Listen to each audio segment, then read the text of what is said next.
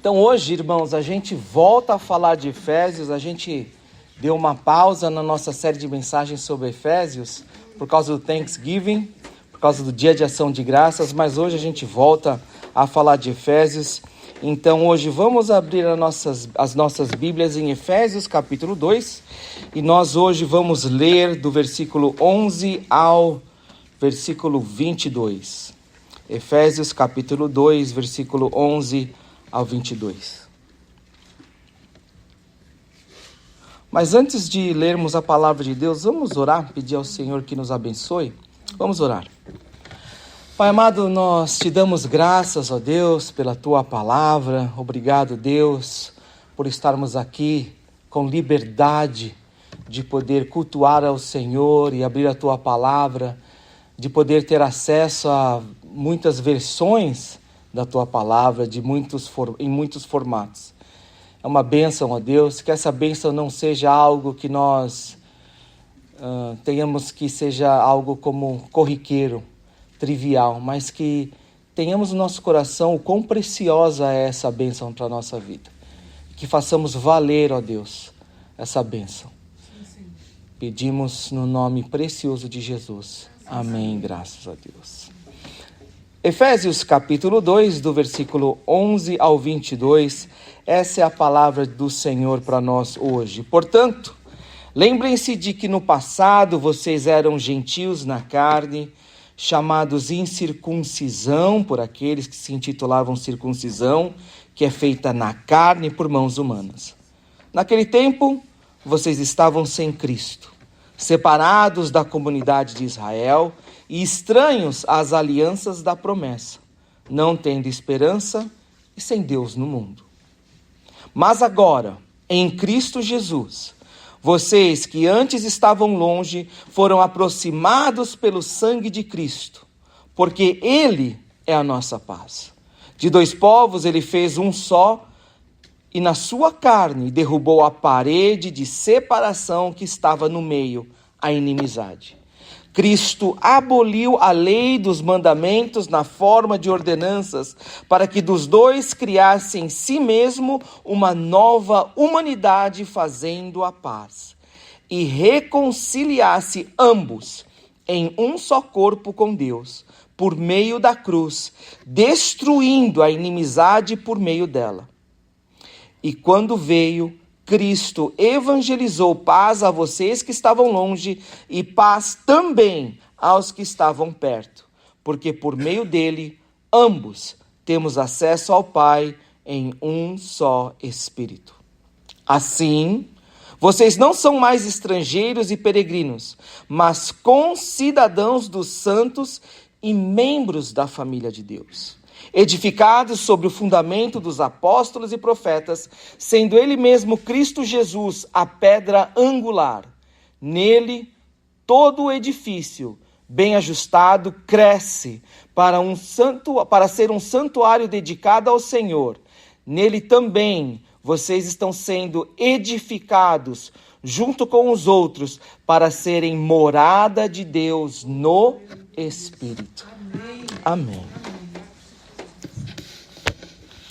Então, Paulo aqui no capítulo 2, ele continua falando sobre essa realidade, sobre todo crente, aquele que é salvo em Cristo Jesus, ele ser tremendamente abençoado com toda a sorte de bênçãos espirituais nas regiões celestiais em Cristo Jesus. Lembra que em Éfeso, as pessoas estavam ocupadas naquele tempo ganhar a vida, porque Éfeso era uma cidade que crescia muito rápido, e estava crescendo muito rápido, a ponto de Éfeso ser a segunda cidade mais importante, só perdendo para Roma, a capital do império. Éfeso era importante porque lá havia não apenas um centro comercial que crescia e atraía pessoas de todos os cantos do mundo, mas também as pessoas vinham para Éfeso para cultuar a deusa Diana. Lá existia o que as pessoas chamavam de uma das 7 maravilhas do mundo antigo, o templo à deusa Diana. Era também um lugar onde o pensamento era muito importante. O anfiteatro, que abrigava 50 mil pessoas, era ali, naquela cidade onde as pessoas elas recebiam os primeiros e mais profundos pensamentos, as filosofias que iam impactar o mundo, saíam das cidades mais importantes, e Éfeso era uma delas. Num lugar onde a vida era tão urbana e tão dinâmica, o cristianismo floresceu. E era um desafio ser cristão naquela época. Não apenas por causa das tentações ao redor, mas também das tentações do coração. Paulo, então, ele fala para aquela igreja que estava no meio daquela cidade urbana, prosperando e tendo todas as tentações e muitas vezes ataques do inimigo. E ele fala: eu quero que vocês entendam essa realidade espiritual que nós vivemos. E Paulo, então, ele também fala que ele orava e pedia para Deus para que os olhos fossem abertos e para nós fosse revelada essa riqueza que todos nós temos acesso em Deus. Ele queria que os cristãos daquela época entendessem o quanto nós, crentes, aqueles que confessam Jesus Cristo como Senhor e Salvador, nós já somos ricos, nós já somos abençoados. Mais do que qualquer outra coisa, nós somos abençoados em Cristo Jesus nas regiões celestiais. Paulo, começando no capítulo 2, ele fala sobre essa realidade espiritual que eu e você nós vivemos agora. Então essa realidade espiritual em Cristo altera o nosso relacionamento com Deus. Nós fomos salvos pela graça mediante a fé.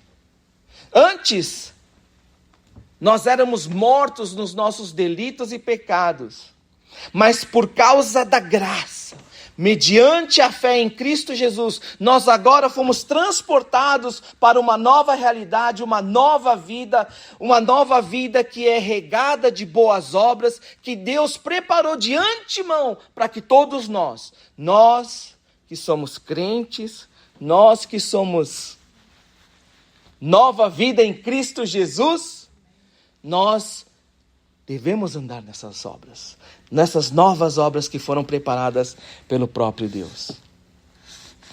Mas agora, nessa segunda parte do capítulo 2, Paulo continua falando sobre uma realidade espiritual.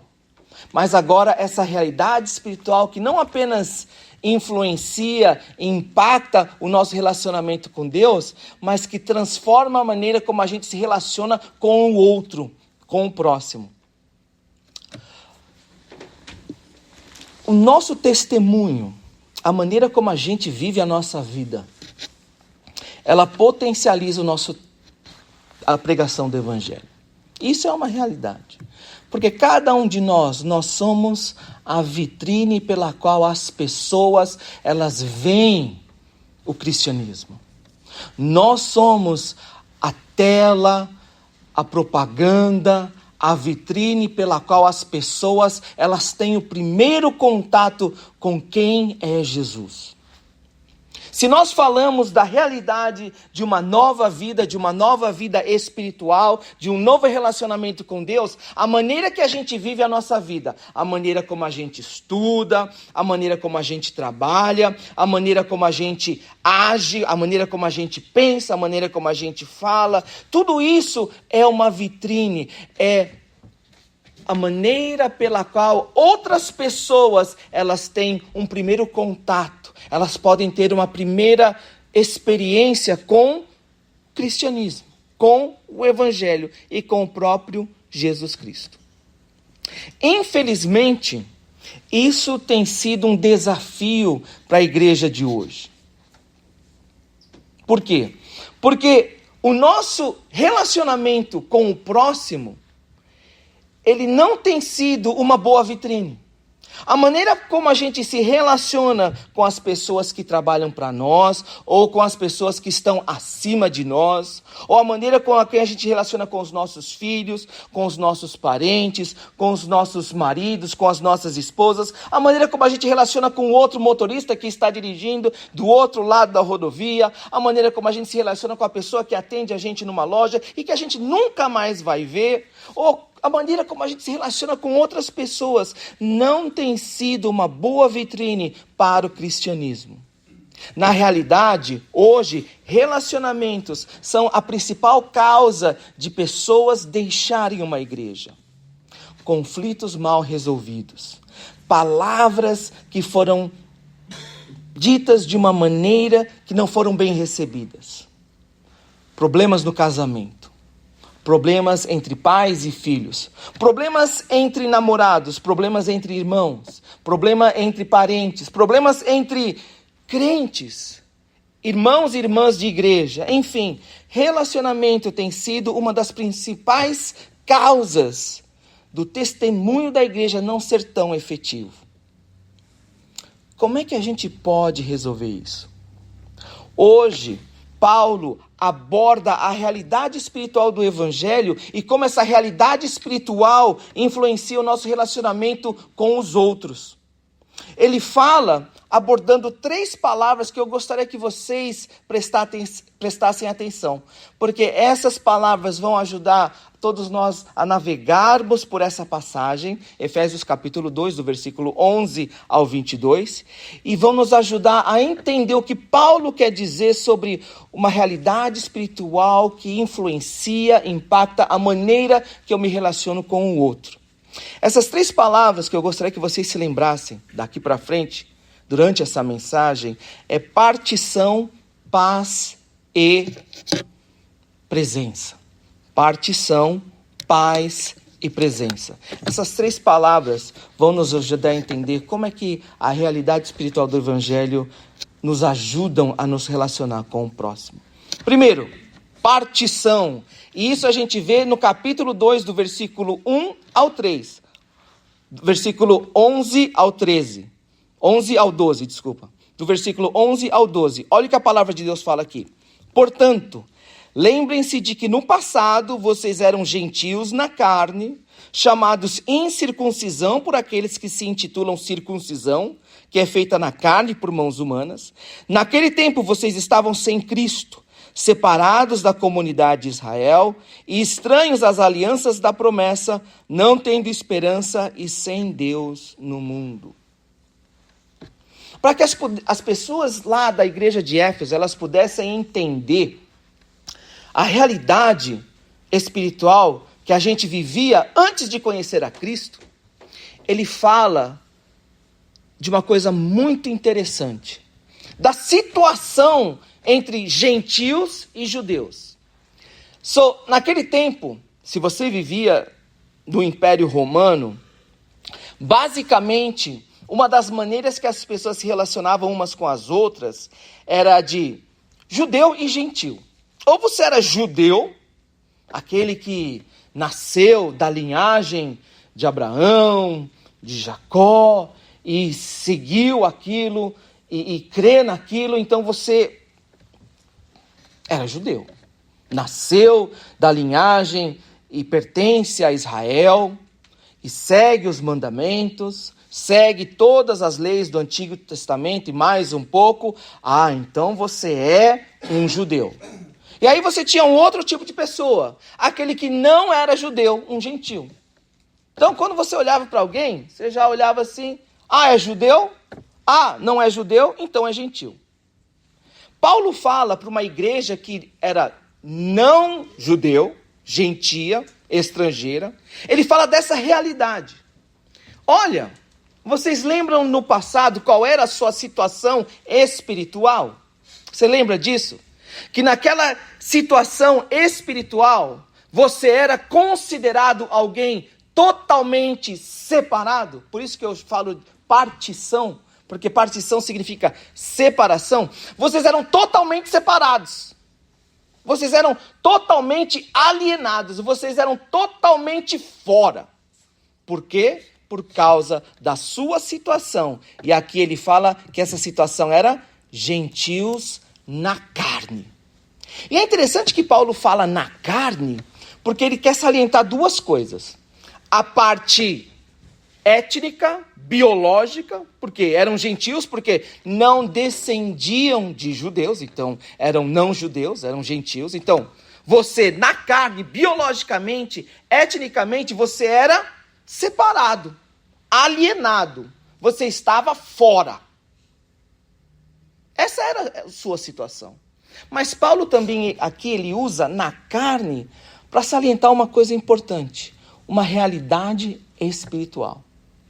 Que nós estávamos separados de Deus, os gentios, aqueles que não eram judeus, não apenas porque eles não descendiam da biologia de Abraão ou de Jacó, nem por causa de uma realidade de seguir os 10 ou outros mandamentos que a lei ou os líderes judaicos da época colocavam para o povo. Mas era uma realidade espiritual. A carne, a natureza pecaminosa fazia com que eles, a igreja de Éfeso, sem Cristo, eles eram separados, alienados, estavam longe das promessas de Deus. Paulo continua falando dessa separação e ele mostra que essa separação não era apenas para os gentios. Ele mostra que a inutilidade de você confiar na carne, no ser judeu, no seguir as leis. Por exemplo, olha o que ele fala aqui. Chamados incircuncisão por aqueles que se intitulam circuncisão, que é feita na carne por mãos humanas. Paulo usa aqui, mais uma vez, essa palavra-chave, na carne, porque o que ele quer dizer? Que é humano, insuficiente. Apesar de seguirem a lei e apesar de serem descendentes da linhagem de Abraão, da linhagem de Jacó, tudo aquilo era insuficiente, porque havia uma separação natural entre Deus e o homem. Mas aqui ele agora, como ele quer falar de uma realidade espiritual entre pessoas, ele coloca aqui esse jogo entre judeus e gentios.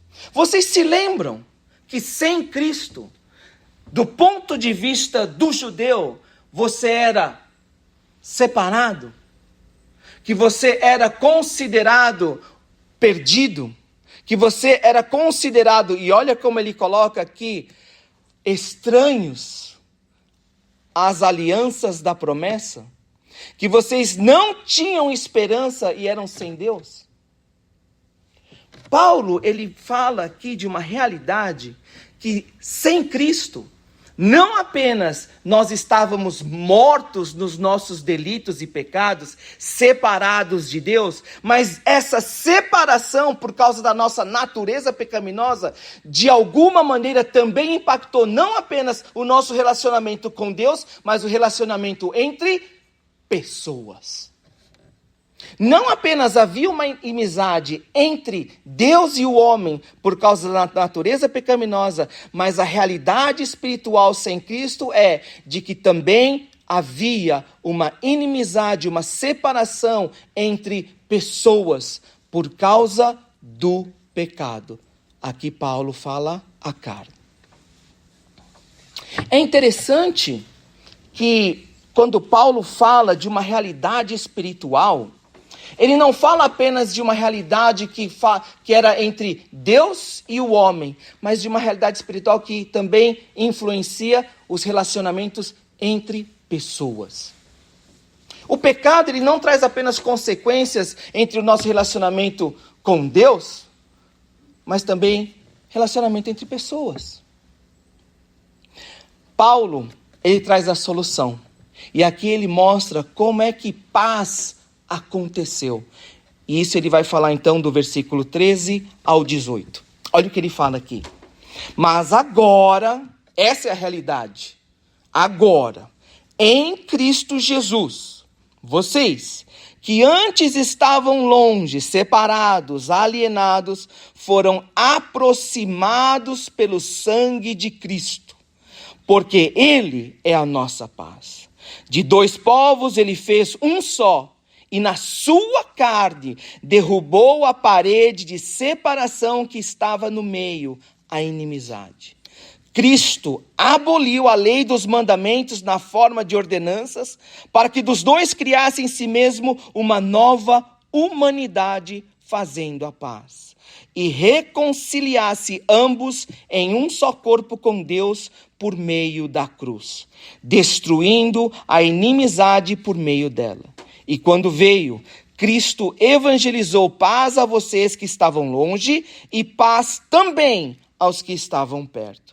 Porque por meio dele, ambos temos acesso ao Pai em um só Espírito. Éfeso era uma cidade urbana onde muita coisa acontecia.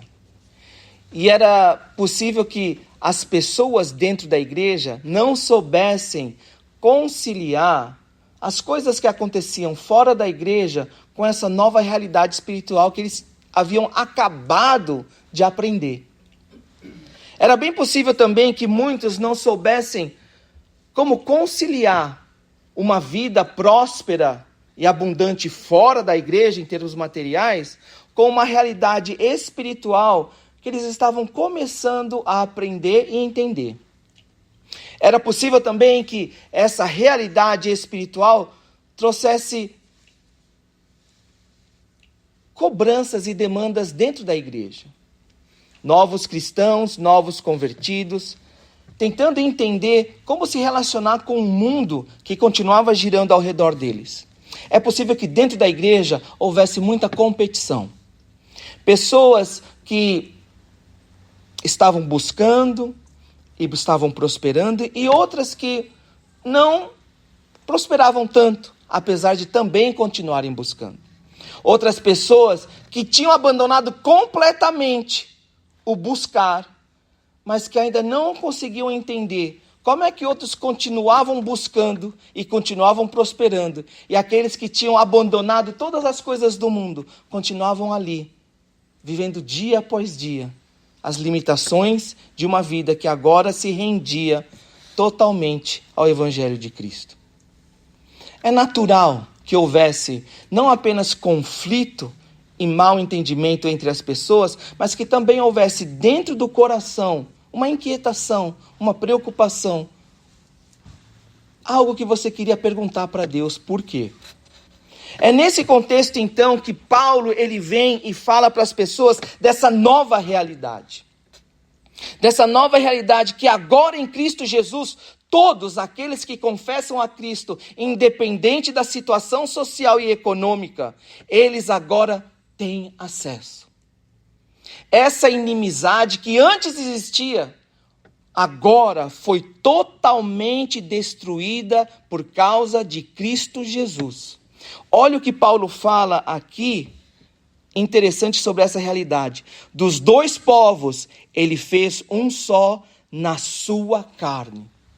Aquela carne que te impossibilitava e te mantinha separado das promessas de Deus.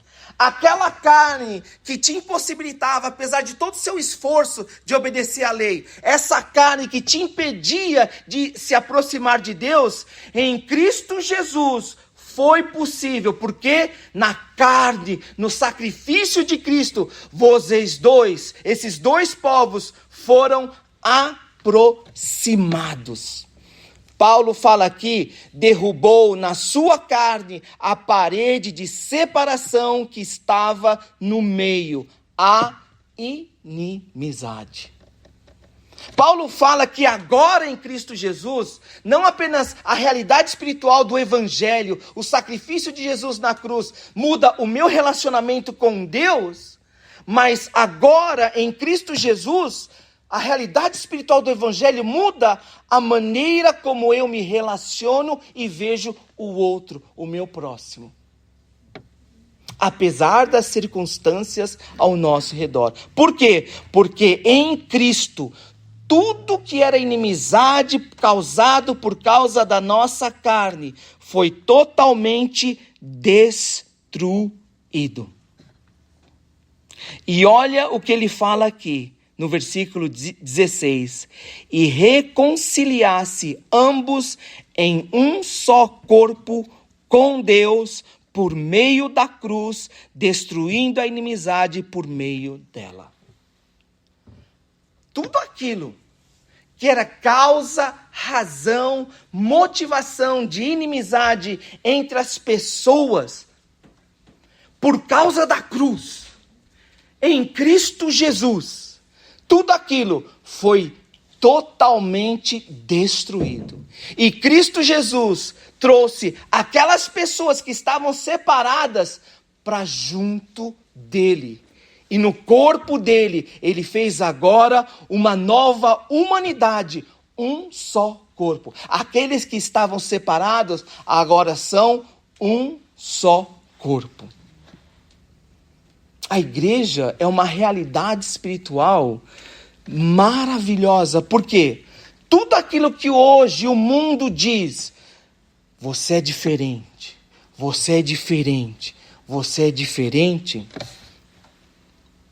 A palavra de Deus fala, a realidade do evangelho diz, a cruz de Cristo declara que em Cristo Jesus o sacrifício dele é maior e nós somos um.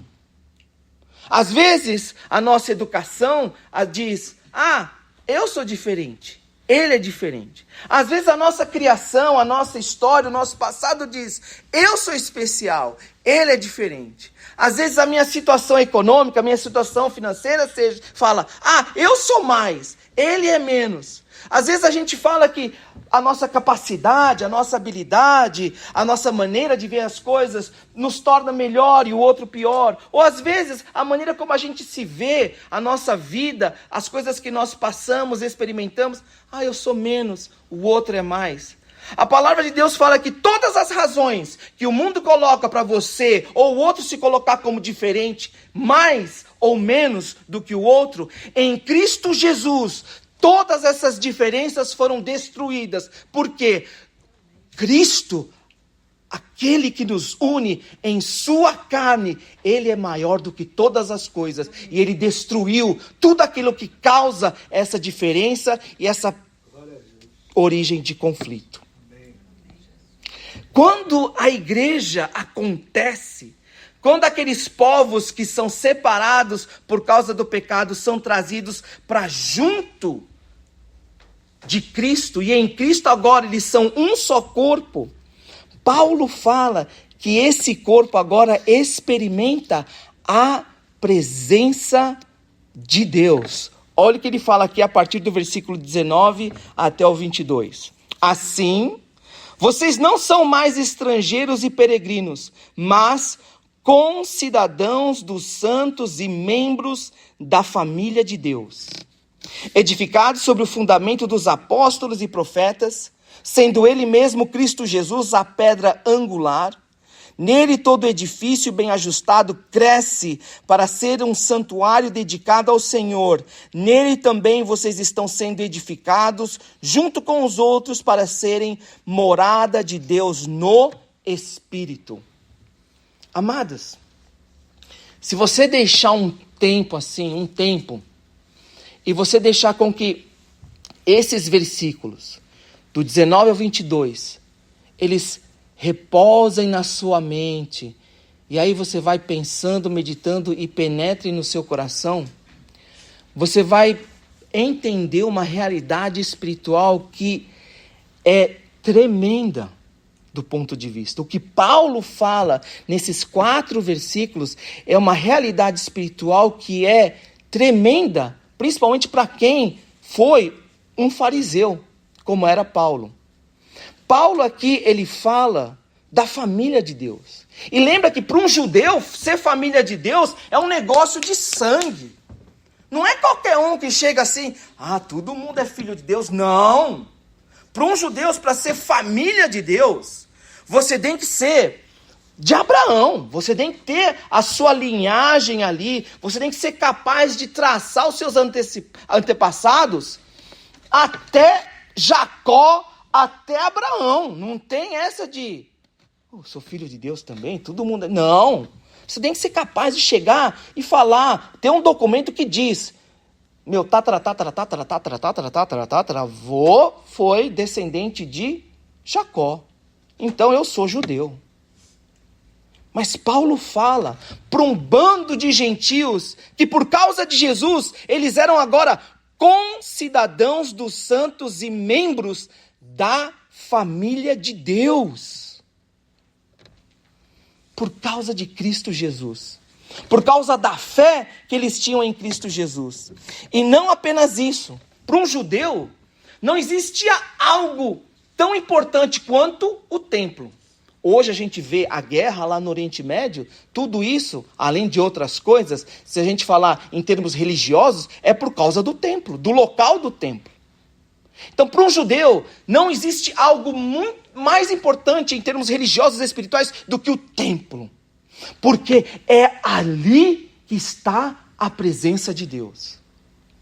Mas olha o que Paulo fala sobre essa realidade espiritual de todo aquele que crê em Cristo Jesus. Olha o que ele fala. Jesus, a pedra angular. Nele, todo edifício bem ajustado cresce para ser um santuário dedicado ao Senhor. Pensa no que ele está falando. Que aquele gentil, aquele estrangeiro, aquele cara que nunca seguiu a lei do Antigo Testamento, porque ele colocou a fé dele em Cristo Jesus, agora ele era concidadão dos santos. Ele era membro da família de Deus por causa da sua fé em Cristo Jesus. E não apenas isso, agora todos aqueles crentes ali, independente se eram judeus ou se eram gentios, porque eles tinham fé em Cristo Jesus, cada um era um tijolinho, onde Deus ia construindo, edificando um novo templo. Aquele templo onde as pessoas iam lá, ofereciam sacrifícios, aquilo lá já era, porque agora Deus tem uma nova realidade. Cristo Jesus é a pedra fundamental, a pedra angular, e cada crente, quando ele confessa sua fé em Cristo Jesus, deposita sua confiança para a salvação, ele se torna um tijolinho, onde Deus vai construindo esse novo templo. E o que acontece nesse novo templo? Não havia algo mais importante do que a presença de Deus para um judeu. Era uma presença de Deus onde não era uma pessoa, qualquer um que experimentava a presença de Deus. Somente pessoas importantes, por exemplo, Moisés, que entrava lá na tenda especial e ali as pessoas viam a presença de Deus descer. Eles viam uma nuvem, mas quem experimentava a presença de Deus era só Moisés, porque Moisés era especial. A presença de Deus também podia ser experimentada através do Espírito Santo. Mas no Antigo Testamento, a presença de Deus através do Espírito Santo era algo somente para pessoas especiais. Por exemplo, para pessoas que eram escolhidas para fazer as coisas do templo. Aí o Espírito Santo via e as pessoas eram tomadas pela presença de Deus, pelo Deus Espírito Santo, e aí elas faziam aquilo que Deus tinha falado para fazer, mas quando terminava o trabalho, o Espírito Santo saía, e já não havia mais a presença de Deus. É por isso que Davi, ele fica com medo quando ele peca diante de Deus, e ele fala lá, Senhor, por favor, não tire de mim o seu Santo Espírito, porque ele sabia que o Espírito Santo deixava as pessoas da mesma maneira como deixou Saul, quando Saul perdeu a unção diante de Deus. Mas olha o que Paulo fala sobre essa realidade espiritual, depois que você deposita a sua fé em Cristo Jesus. Olha o que ele fala aqui. Nós somos edifício, santuário dedicado ao Senhor. Nele também vocês estão sendo edificados junto com os outros para serem morada de Deus no Espírito. Paulo fala de uma realidade de que aqueles que estavam separados, quando eles confessam a sua fé em Cristo Jesus, eles são juntados. Mas não são juntados de uma maneira assim, vamos colocar todo mundo numa caixa, pronto, não. Deus faz um milagre onde aquelas pessoas que eram separadas, agora em Cristo Jesus, elas se tornam uma nova pessoa, um só corpo em Cristo Jesus. Esse corpo é como se fosse um santuário, um novo templo sendo dedicado a Deus, onde o Espírito Santo de Deus, não apenas ele vem por um instante. Quando você vem, é como se fosse, o Espírito Santo vem quando a gente faz culto, quando termina o culto, o Espírito Santo vai embora. Não, é morada, residência permanente de Deus.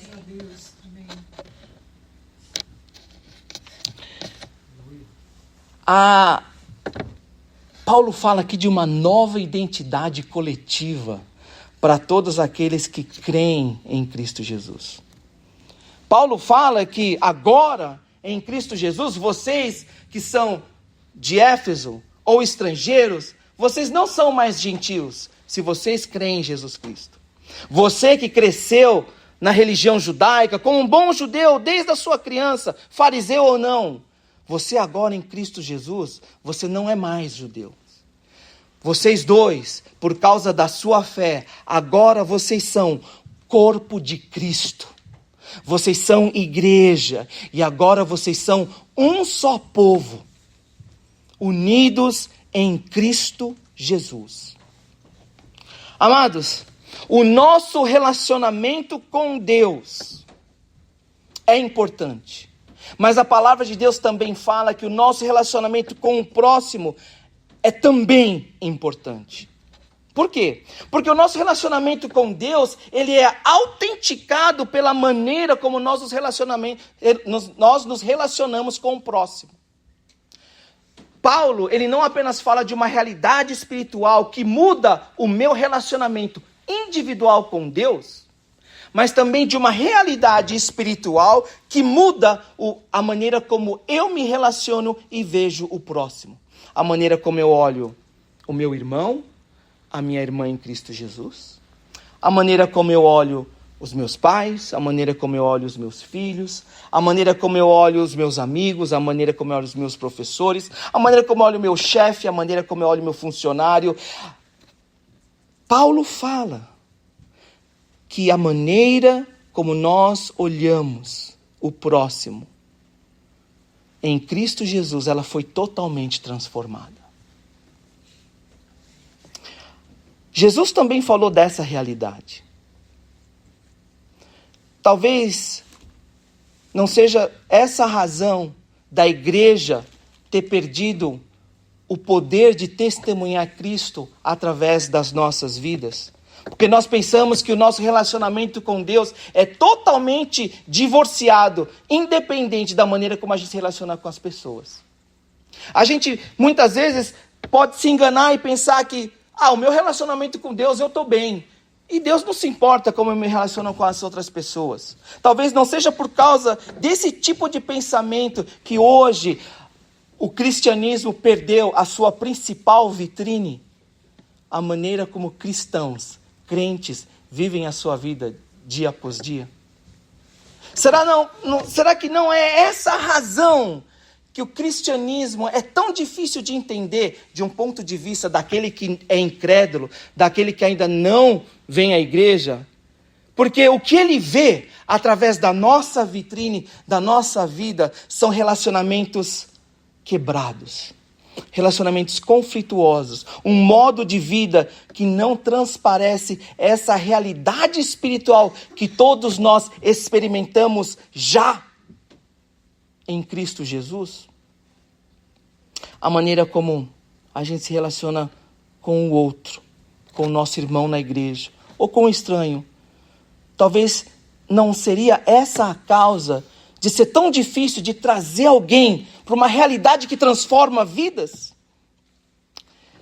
É por isso que hoje o que eu gostaria de que todos nós fizéssemos é refletirmos como é que nós temos nos relacionado com as pessoas que fazem parte do nosso círculo social. Porque é importante a gente entender que a palavra de Deus afirma que a maneira como a gente se relaciona com Deus deve ser refletida na maneira como a gente se relaciona com as outras pessoas. E é interessante, e é muito interessante, que o cristianismo, a palavra de Deus, vai fundo e fala não apenas de ações, mas fala de desejo de coração. É interessante que a palavra de Deus valoriza relacionamentos e a maneira como a gente se relaciona com outras pessoas de uma maneira tão importante que chega a falar em Mateus capítulo 5, a partir do versículo 22. No seu caminho, se você estiver indo oferecer seu culto a Deus, e ali, no meio do caminho, você se lembrar de que você tem algo mal resolvido entre seu irmão, seu amigo, aquele que você conhece, aquele que faz parte do seu círculo social. Jesus fala que os relacionamentos sociais, os relacionamentos que nós temos, são tão importantes que ele fala, para. Aquilo que você pensava que você ia entregar para Deus como culto, oferta a Deus, deixa, pausa ali. E vai primeiro se reconciliar com aquele seu irmão, com aquele seu amigo, com aquele seu funcionário, com o seu chefe, com a sua esposa, com a sua filha, com o seu irmão, com a sua irmã. Por quê? É mais importante para mim que você se reconcilie primeiro com aquele que você tem uma coisa mal resolvida do que você ignorar aquilo e vir oferecer a melhor oferta, o melhor culto a Deus. Por quê? Relacionamentos importam para Deus. Da mesma maneira que o nosso relacionamento para com Deus é importante, os nossos relacionamentos também são importantes. É tão importante que em Mateus capítulo 18, versículo 15... a palavra de Deus fala que se você tem algo contra seu irmão, quantas vezes você deve perdoar? Pedro chegou e falou que, 7. Por quê? Eu sou a vítima. Alguém fez algo de errado contra mim. E Jesus fala, não apenas 7. 7 vezes 7. Não que perdão tenha um número exato, mas o que a palavra de Deus fala é que a maneira que a gente se relaciona com o outro não deve refletir aquilo que você sente, aquilo que você guarda, aquilo que te magoa, mas deve refletir aquilo que Cristo sente por você. A mesma graça, a mesma misericórdia que Deus derramou sobre sua vida. Lembre-se, vocês estavam mortos em seus delitos, pecados e transgressões. E foi pela graça, mediante a fé, que vocês agora estão nessa nova vida. Então lembrem-se, foi pela graça. Então essa mesma graça você tenha para com aquele que te humilhou, te magoou, que tornou você uma vítima. Amados, hoje o cristianismo continua tendo a sua melhor vitrine. A maneira como nós nos relacionamos com as outras pessoas. Mas ainda continua sendo um desafio para todos nós. Porque parece que nós temos esquecido de uma realidade espiritual que todos nós hoje estamos vivendo e temos acesso. Porque Cristo não deixou a nossa vida. Porque Jesus Cristo não retirou a sua graça. É por isso que hoje eu gostaria de convidar você para levantar uma oração ao Senhor e pedir pela graça dele, para que Deus transforme os nossos relacionamentos, para que Deus transforme os nossos corações, para que acima de tudo as pessoas ao nosso redor possam ver refletidas a graça de Deus em nossa vida. E se há algo em nosso coração muito difícil de ser resolvido, que nós possamos nos render a Deus. Sim, não é pelas nossas forças. Não é fácil. A mágoa, o remorso ainda continuam. Mas vamos buscar em Deus a força para vencer esse trauma, para vencer essa dor, para vencer esse sofrimento. E vamos confiar de que Cristo Jesus continua aqui, porque Ele fala que nós somos edifício de Deus, santuário, sendo edificado e experimentando da presença do Espírito de Deus todos os dias, a todo instante, pela graça e misericórdia do nosso Jesus. Vamos ficar de pé então, vamos orar ao Senhor.